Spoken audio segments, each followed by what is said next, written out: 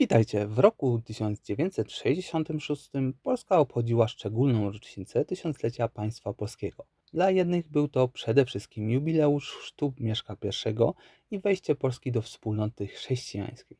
Dla władz PRL okazja, by zbudować świecką państwową narrację oderwaną od kościoła. Właśnie w tym czasie powstała niezwykła moneta o nominale 100 zł, która dziś oprócz wartości kolekcjonerskiej stanowi także pasjonujące źródło wiedzy o tym, jak historia była interpretowana i używana. Zacznę pierw od awersu. W centralnym punkcie umieszczono godło. Orła bez korony, dookoła napis Polska Rzeczpospolita Ludowa 1966. Całość otoczona 17 województwami zgodnie z ówczesnym podziałem administracyjnym kraju. Odnośnie rewersu, na którym dzisiaj się skupimy, znajdziemy dwie postacie, czyli Mieszko i Dąbrówkę. Książę podtrzymuje lewą ręką tarczę z orłem piastowskim, a w prawej ręce ma miecz. Poniżej napis Mieszko i Dąbrówka, pod nim inicjały projektanta Józefa Gosławskiego, na dole 100 zł, a dookoła napis Tysiąclecie Państwa Polskiego. Jest to świadoma narracja, nie sakrament chrztu, nie duchowości, lecz władza i państwo. Wybór ikonografii nie był przypadkowy, ale intensywnie wpisany w ówczesną politykę historyczną.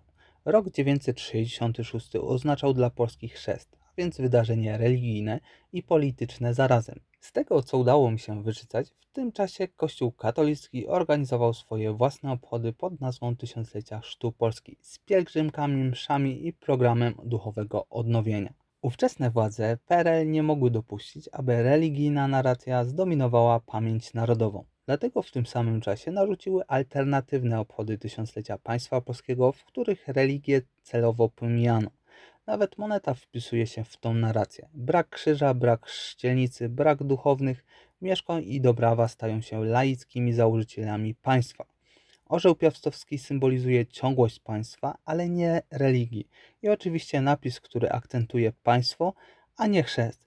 Był to więc nie tylko numizmat, ale także propagandowy nośnik idei. Jak różne grupy postrzegały tę monetę? Władze PRL widziały w niej wizualne potwierdzenie swojej narracji o świeckiej tysiącletniej państwowości. Kościół i wierni dostrzegali w niej brak odniesienia do chrztu, a więc próba zatarcia prawdy historycznej. Numizmatycy oceniali monetę przede wszystkim pod kątem artystycznym, monumentalność projektu, stylizację i unikalne przedstawienie pary władców. Kolekcjonerzy współcześni traktują ją dzisiaj jako obowiązkowy element kolekcji PRL, ale zarazem widzą w niej dokument epoki, w której nawet moneta była narzędziem politycznej gry. Moneta 100 zł z 1966 roku to lustro epoki PRL. Odbija zarówno artystyczne aspiracje, jak i ideologiczne napięcia.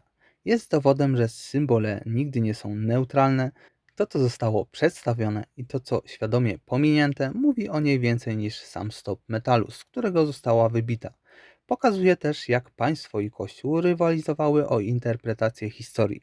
Jedni chcieli widzieć w roku 966 początek państwa, inni początek chrześcijaństwa. Oba spojrzenia są prawdziwe, lecz w 1966 roku nie mogły istnieć obok siebie. Dla nas, patrzących z dzisiejszej perspektywy, to lekcja o tym, że historia bywa nie tylko badana, ale też wykorzystywana. A numizmaty, choć małe, potrafią nieść wielkie opowieści. Czasem patrzymy na monetę i widzimy tylko kawałek metalu. Ale ta moneta 100 zł z 1966 roku to coś więcej. To historia o wierze i polityce, o tym jak przeszłość staje się polem bitwy dla teraźniejszości. I może jeśli trzymasz ją w dłoni, to tak jakbyś trzymał echo 1000 lat. Echo Mieszka, echo PRL-u, echo ludzi, którzy wtedy walczyli o prawdę. A teraz ta moneta patrzy na ciebie i pyta, jak ty opowiesz swoją historię? Zachęcam Was również do subskrypcji kanału. Możecie również zostawić lajka. Pozdrawiam i do zobaczenia.